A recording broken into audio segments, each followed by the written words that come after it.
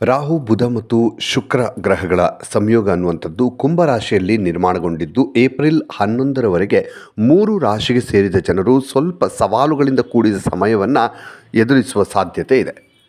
ವಿಶೇಷವಾಗಿ ಆರ್ಥಿಕವಾಗಿ ಮತ್ತು ಮಾತಿನ ವಿಚಾರದಲ್ಲಿ ಮತ್ತು ಸಂಬಂಧಗಳ ಬಗ್ಗೆ ಬಹಳ ಕಾಳಜಿಯನ್ನು ವಹಿಸಬೇಕಾಗತ್ತೆ. ಯಾವ ರಾಶಿಯವರು ಹೆಚ್ಚಿನ ಜಾಗೃತಿ ವಹಿಸಬೇಕು ಅನ್ನೋದನ್ನು ನೋಡೋಣ. ಮಾರ್ಚ್ ತಿಂಗಳ 3ನೇ ವಾರದಲ್ಲಿ ಗ್ರಹಗಳ ಚಲನೆಗೆ ವಿಶೇಷವಾದ ಮಹತ್ವವನ್ನು ನೀಡಲಾಗಿದೆ. ಈ ಅವಧಿಯಲ್ಲಿ ರಾಹು ಬುಧ ಮತ್ತು ಶುಕ್ರ ಗ್ರಹಗಳು ಒಟ್ಟಾಗಿ ಶನಿಯ ರಾಶಿಯಾದ ಕುಂಭ ರಾಶಿಯಲ್ಲಿ ಸಂಯೋಗಗೊಳ್ಳುವ ಮೂಲಕ ವಿಶೇಷ ಯೋಗದ ನಿರ್ಮಾಣವಾಗ್ತಾ ಇದೆ. ಜ್ಯೋತಿಷ್ಯ ಶಾಸ್ತ್ರದ ಪ್ರಕಾರ ಈ ಅವಧಿಯಲ್ಲಿ ಕೆಲವು ರಾಶಿಗೆ ಸೇರಿದ ಜನರು ಸಾಕಷ್ಟು ಸವಾಲುಗಳನ್ನು ಎದುರಿಸಬೇಕಾಗಿ ಬರುತ್ತೆ. ಕೆಲವೊಮ್ಮೆ ನಿಮ್ಮ ಕಠಿಣ ಪರಿಶ್ರಮದ ನಂತರ ಸಣ್ಣ ಪುಟ್ಟ ಕೆಲಸಗಳಲ್ಲಿ ಸಮಸ್ಯೆಗಳು ಎದುರಾಗಬಹುದು ಮತ್ತು ಸಂಬಂಧಗಳಲ್ಲಿ ತಪ್ಪು ತಿಳುವಳಿಕೆ ಮಿಸ್ಅಂಡರ್ಸ್ಟ್ಯಾಂಡಿಂಗ್ ಆಗುವಂತಹ ಸಾಧ್ಯತೆ ಕೂಡ ಇದೆ. ಈ ರೀತಿಯ ವಾತಾವರಣ ಕೆಲವು ರಾಶಿಗೆ ಎದುರಾಗಬಹುದು. ವಿಶೇಷವಾಗಿ ಮಹತ್ವಪೂರ್ಣವಾದ ವ್ಯವಹಾರ, ಆರ್ಥಿಕ ನಿರ್ಧಾರಗಳು ಮತ್ತು ಕೆಲಸಕ್ಕೆ ಸಂಬಂಧಿಸಿದಂತೆ ಈ ಅವಧಿಯಲ್ಲಿ ಸ್ವಲ್ಪ ಎಚ್ಚರಿಕೆಯಿಂದ ಇರೋದು ಬಹಳ ಒಳ್ಳೆಯದು.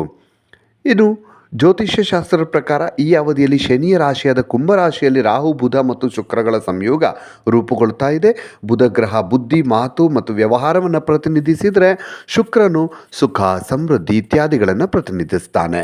ಆದರೆ ಯಾವಾಗ ಈ ಎರಡು ಗ್ರಹಗಳು ರಾಹುವಿನೊಂದಿಗೆ ಸಂಯೋಗಗೊಳ್ಳುತ್ತದೋ ಇದು ಸ್ವಲ್ಪ ಸಮಸ್ಯೆಗಳನ್ನು ಉಂಟು ಮಾಡುವ ಸಾಧ್ಯತೆ ಇದೆ. ಹೀಗಾಗಿ ರಾಹು ಬುಧ ಮತ್ತು ಶುಕ್ರ ಗ್ರಹಗಳ ಸಂಯೋಗದ ಅಶುಭ ಪ್ರಭಾವವನ್ನು ಯಾವ 3 ರಾಶಿಯವರು ಎದುರಿಸಬೇಕಾಗತ್ತೆ ಮತ್ತು ಯಾರು ಎಚ್ಚರಿಕೆಯಿಂದ ಇರಬೇಕಾಗತ್ತೆ ಅನ್ನೋದನ್ನು ನಾವು ನೋಡ್ತಾ ಹೋಗೋಣ.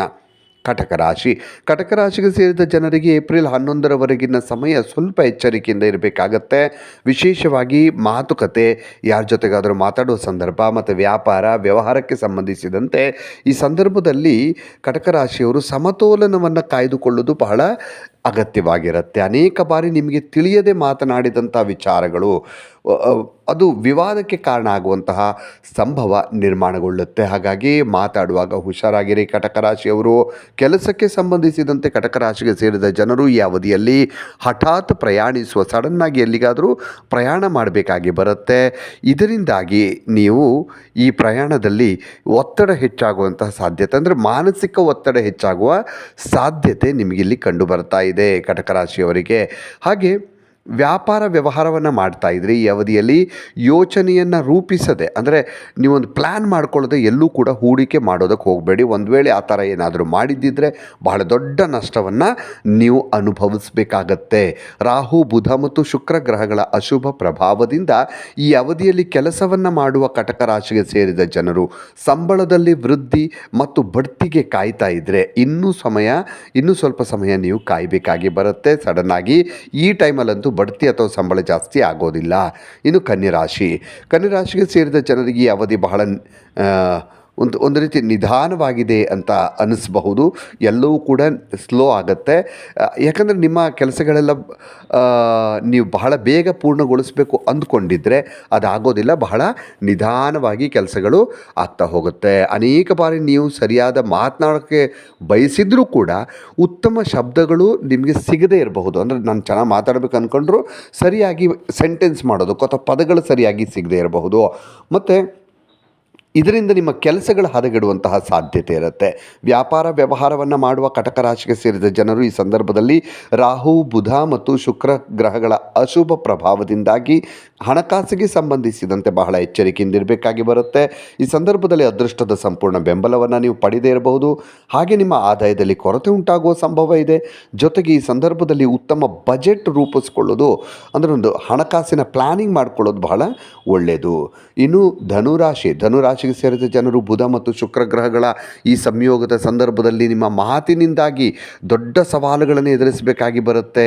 ಈ ಅವಧಿಯಲ್ಲಿ ನಿಮ್ಮ ಮಾತಿನಿಂದ ವಿವಾದಗಳು ಹೆಚ್ಚಾಗುವ ಸಾಧ್ಯತೆ ಇರುತ್ತೆ. ಮಾತಾಡುವಾಗ ಬಹಳ ಎಚ್ಚರಿಕೆ ಇರಲಿ. ಕೆಲವು ಸಂದರ್ಭಗಳಲ್ಲಿ ನಿಮ್ಮ ಮಾತುಗಳು ನ್ಯಾಯಾಲಯಕ್ಕೆ ಸಂಬಂಧಿಸಿದಂಥ ಪ್ರಕರಣಗಳಿಗೆ ದಾರಿ ಮಾಡಿಕೊಡುವಂಥ, ಅಂದರೆ ಕೇಸ್ ಆಗುವಂಥ ಸಾಧ್ಯತೆ ಕೂಡ ಇರುತ್ತೆ. ಹುಷಾರಾಗಿರಿ.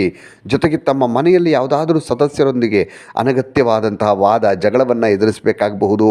ಧನುರಾಶಿಗೆ ಸೇರಿದ ಜನರು ಈ ಅವಧಿಯಲ್ಲಿ ತಮ್ಮ ಕೆಲಸವನ್ನು ಬದಲಾಯಿಸಬೇಕು ಅಂತ ಯೋಚಿಸ್ತೀರಿ. ಯಾಕಂದರೆ ಈ ಪ್ರಸ್ತುತ ಪರಿಸ್ಥಿತಿ ನಿಮಗೆ ಅಂದರೆ ಸ್ಥಿತಿ ಅನ್ನೋಂಥ ಸಂತೋಷದಾಯಕವಾಗಿ ಇಲ್ಲ.